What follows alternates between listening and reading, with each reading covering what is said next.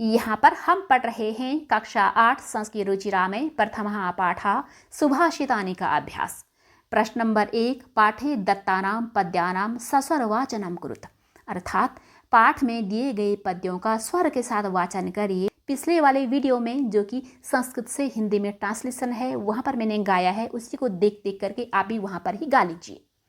अब है इसमें दूसरा, वो बता रहे हैं कि श्लोकांशेषु रिक्त स्थानानि पूरयत, यानी श्लोकों के अंशों में रिक्त स्थानों को पूरा करो। जैसे समुद्र मासाद्य भवन्त्यपेयः, यानी समुद्र में पहुंच करके यानी समुद्र में मिल करके वे अपेय पीने योग्य नहीं रह जाती हैं, ये नदियों के लिए बोला गया है।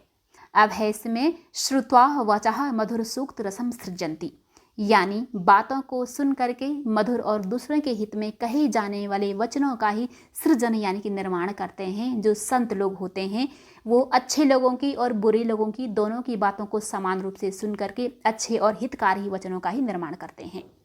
अब है इसमें तद्भागधेयम परमम पशूनाम, यानी यह उन पशुओं का परम सौभाग्य है। ये उनके लिए कहा गया है जिनके पास साहित्य, कला और संगीत नहीं है। तो क्या है ना, बिना पूंछ और सींग के घास ना खाते हुए भी वो जिंदा रहते हैं। तो ये उन पशुओं का परम सौभाग्य है क्योंकि वो पशुओं में सर्वश्रेष्ठ पशु हैं। अब जो है विद्या फलम व्यसनिनः कृपणस्य सौख्यम, अर्थात व्यसनी इंसान का विद्या का फल और कंजूस का सुख नष्ट हो जाता है। पौरुषम विहाय यह ही दैवम एव अवलंबते, यानी मेहनत को छोड़ करके जो सिर्फ किस्मत के ही भरोसे रहता है। चिंतनीया ही विपदाम आदावेव प्रतिक्रिया, यानी आने वाली विपदा का निराकरण यानी कि दूर भगाने वाला जो उपाय है उसे शुरुआत में ही सोच लेना चाहिए। आदाव होता है शुरुआत में। अब है इसमें प्रश्नानाम उत्तराणि एक पदेन लिखत, प्रश्नों के उत्तर एक शब्द के द्वारा लिखिए। व्यसनिनः किम नश्यति, व्यसनिनः बोला जाता है व्यसन में पड़े वाले की, किम से क्या, नश्यति नाश होता है, अर्थात बुरे लत वाले की क्या नाश होता है, विद्या का फल जो कुछ भी वो कमाता है वो सारा का सारा नाश हो जाता है। कस्य यशः नश्यति, किसका यश यानी कि प्रसिद्धि नष्ट होती है, लोभी इंसान की, अर्थात लुब्धस्य। मधुमक्षिका किम जनयति, मधुमक्षिका यानी कि मधुमक्खी क्या उत्पन्न करती है, माधुर्यम यानी कि शहद। मधुर सूक्त रसम के सृजन्ति, मधुर सूक्त रसम को बोला जाता है मधुर वचन जो कि उत्तम विचारों वाले हों दूसरों के हित में, उनका निर्माण कौन करते हैं, संतः यानी कि सज्जन इंसान। अर्थिनः केभ्यः विमुखा न यान्ति, अर्थिना होता है याचक में से चाहने वाले, केभ्यः किन से, विमुखा विमुख यानी कि निराश, नाम से नहीं यान्ति होते हैं। जो अर्थिन होते हैं, याचक होते हैं, वो किन से विमुख नहीं होते हैं, किन से निराश नहीं होते हैं, पेड़ों से यानी महिरुहेभ्यो, इसके लिए आप वृक्षेभ्यो भी लिख सकते हैं। अब है इसमें अधोलिखित तद्भव शब्दानाम कृते पाठात चित्वा संस्कृत पदानि लिखत, यानी नीचे लिखे गई तद्भव शब्दों के लिए पाठ से चुन करके संस्कृत के शब्द लिखिए। तो तद्भव क्या होते हैं, सब जानते हैं कि हिंदी का निर्माण जो है ना संस्कृत से हुआ है। तो संस्कृत से उत्पन्न होने के लिए उन शब्दों को तद्भव बोला जाता है। तत् होता है वह, भव होता है पैदा होना, उससे पैदा होना, ठीक है। तो कंजूस को बोला जाता है कृपणः, यहाँ पर सबके सब संस्कृत में हैं और यहाँ से उनसे उत्पन्न होने वाले यानी कि तद्भव शब्द हैं हिंदी में। कड़वा के लिए बोला जाता है कटुकम, पूंछ मीन्स पुच्छः, लोभी लुब्धः, मधुमक्खी मधुमक्षिका, तिनका तृणम। अब हम करेंगे इसमें अधोलिखितेषु वाक्येषु कर्तृपदम क्रियापदम च चित्वा लिखत। अधोलिखितेषु नीचे लिखे गए में, वाक्येषु वाक्यों में। अब जो है इन दोनों वर्ड्स का इकट्ठे अर्थ निकलेगा। नीचे लिखे गए वाक्यों में इन तरीके के टू वर्ड्स जो इकट्ठे आते हैं दोनों में सेम विभक्ति और वचन लगा होता है। तो क्या होता है ना, इसमें एक विशेषण होता है, दूसरा विशेष्य होता है और हिंदी में अर्थ देने के लिए इनमें मात्राएं भी लगानी होती है। तो इसमें मात्रा पीछे वाले वर्ड के साथ लगानी पड़ती है। जैसे नीचे लिखे गए वाक्यों में इसका अर्थ बनता है, मैं इसमें वाक्य के साथ लगा है, मैं से पता लग रहा है कि ये दोनों सप्तमी विभक्ति के वर्ड्स हैं। तो अब है कर्तृपदम यानी कि कर्ता का पद। कर्ता क्या होता है, जो काम करता है, जिसे हम सब्जेक्ट या फिर डूअर कहते हैं। एक और अर्थ निकलता है इसका, जिसका सेंटेंस में मेन रोल होता है, यानी कि जिस पर सेंटेंस टिका होता है वो भी वहाँ पर कर्ता होता है, भले ही वो काम न कर रहा हो। क्रियापदम जिसे हम वर्ब कहते हैं। अब जो है हम इसे पढ़कर समझते हैं। यथा जैसे संतः मधुर सूक्त रसम सृजंती, यानी कि संत मधुर सूक्त रस का निर्माण करते हैं। काम कौन कर रहे हैं? संतः, तो ये हो गया कर्ता, और सृजंती पैदा करते हैं, ये हो गया वर्ब यानी कि क्रियापद। निर्गुणम प्राप्य भवंती दोषः, यानी कि निर्गुण को प्राप्त होकर दोष हो जाते हैं।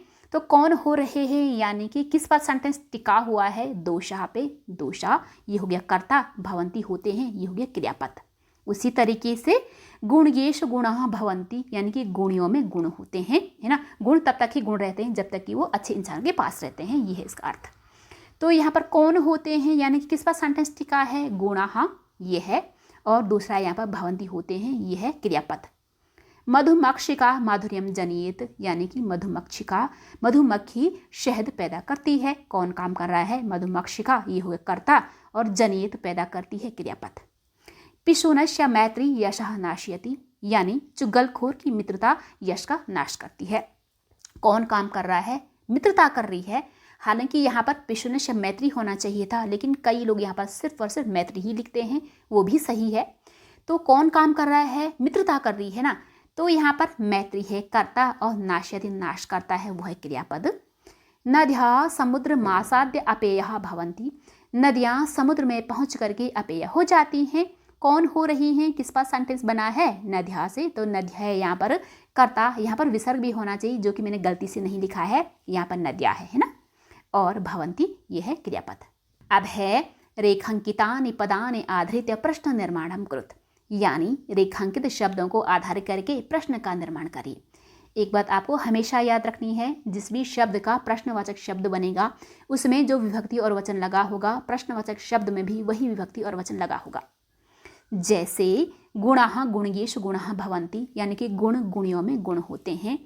तो इसका प्रश्न बनेगा कि कौन गुणियों में गुण होते हैं? कौन की संस्कृति यहाँ पर के होती है, क्योंकि गुणाः भी बहुवचन में है, तो कहा का बहुवचन के होता है, इसीलिए।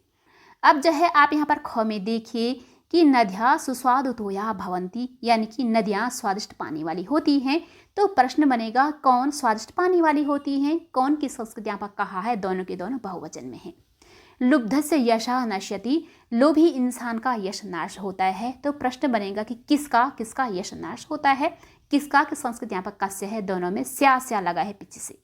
अब है इसमें मधुमक्षिका माधुर्यमेव जनयति, यानी मधुमक्खी शहद ही उत्पन्न करती है। तो प्रश्न बनेगा कौन शहद ही उत्पन्न करती है? तो कौन की संस्कृत जो आकार स्त्रीलिंग में है वो बनता है का माधुर्यमेव जनयति, कौन शहद ही उत्पन्न करती है। अब है तस्य मूर्धनि तिष्ठन्ति वायासः, यानी उसके सिर में कौवे बैठते हैं। तो प्रश्न बनेगा उसके कहाँ पर कौवे बैठते हैं? कहाँ पर के लिए दो संस्कृत होती है, कस्मिन और कुत्र, दोनों में से आप किसी को भी लिख सकते हैं। तस्य कस्मिन तिष्ठन्ति वायसः। अब है उदाहरणानुसारम पदानि पृथक कृत, यानी उदाहरण के अनुसार शब्दों को अलग करिए। पृथक का अर्थ होता है अलग अलग करना। यथा मिस जैसे समुद्र मासाद्य, ये बना है समुद्रम प्लस आसाद्य से। समुद्रम यानी कि समुद्र में, आसाद्य मिलकर या फिर पहुंचकर, समुद्र में पहुंचकर। माधुर्यमेव यानी कि शहद ही, माधुर्यम प्लस एव, माधुर्यम शहद एवमिस ही।